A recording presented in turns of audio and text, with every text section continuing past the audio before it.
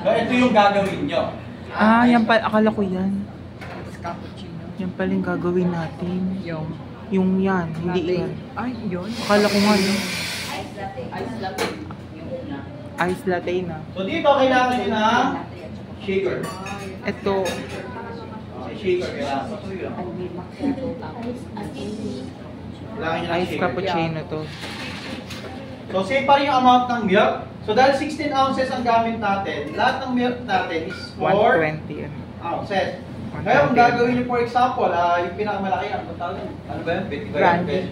20? Ah, ba yan. Okay? So, gagawin nyo 6 ounces. Okay, tapos 2 shot ng espresso. Yung iba naman, 6 ounces pa rin. Alam nyo, actually, yung amount ng ng medium sa large, minsan pareho lang ang formula. Anong ginagawa lang? Dagdagan lang na ice. Tapos, itong shaker, lalagyan nyo ng 2 to 3 pieces ng tube ice. Okay, lalagyan nyo siya. 2 to 3 pieces. Tapos, ilalagay nyo yung milk.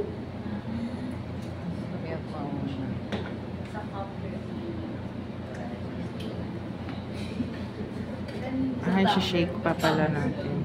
So, ang gamit natin standard shaker. So, same lang din naman ang hawak. Okay? So, ganun lang din siya. Tatakpan nyo lang to. Okay? Kasi pag hindi, tatansin ito. No?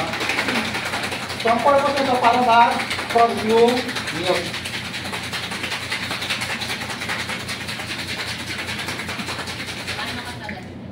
Okay, hanggang sa magpapalit chill. Huwag lang inakaramdam lang kayo ng lamig. Okay?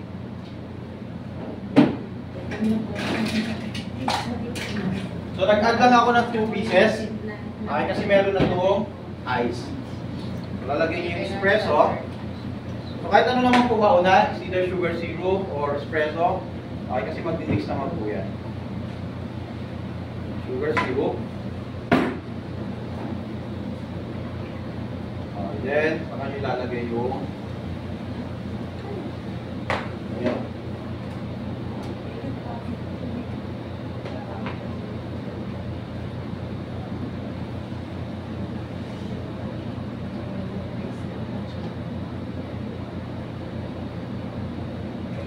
Tapos, nakalagay siya. So, ito po yung foam.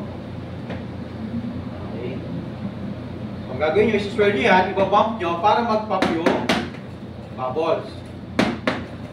Sabi ko, ang dami dito. Ang dami space. Ano?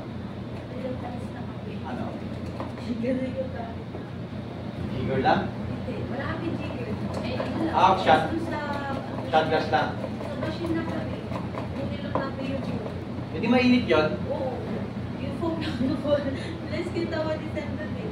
Kailangan kasi. Kasi mga erdo, pag i-steam nyo yung milk, tapos nilagay yung steam milk, tapos milk foam, ang tabang ng ice cappuccino nyo. Kasi, magme-melt yung ice, saka hindi siya ganun ka-cold. Okay, kasi nga, steam milk, hindi ini-steam ang milk pag ganito. Tapos lagay nyo lang siya daan.